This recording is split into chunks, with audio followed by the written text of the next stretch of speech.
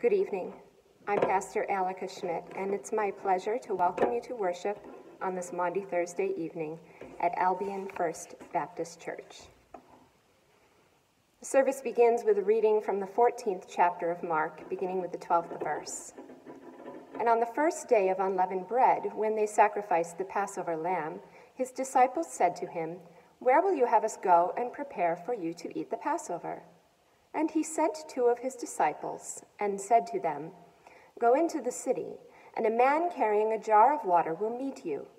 Follow him, and wherever he enters, say to the householder, 'The teacher says, where's my guest room, where I am to meet the Passover with my disciples?'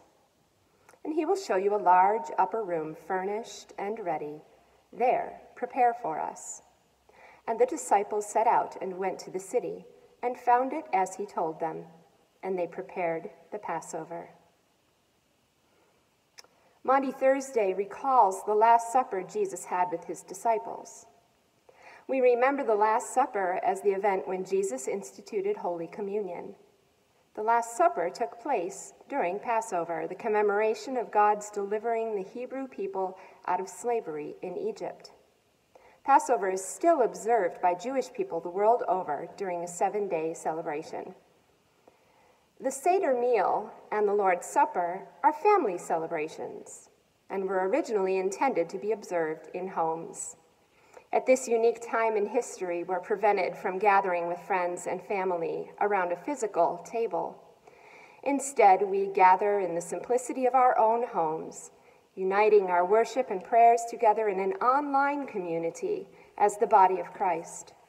The present-day Jewish Passover meal, or Seder, is not to be confused with Holy Communion, but can stand as a reminder to Christians of our Old Testament roots. Recalling the Jewish tradition of Seder tonight reminds us of how our faith is kept alive in spite of trials and persecutions. Matthew chapter 18, verse 20 reminds us that where 2 or 3 are gathered in my name, I am there with them. Come, let us worship the Lord.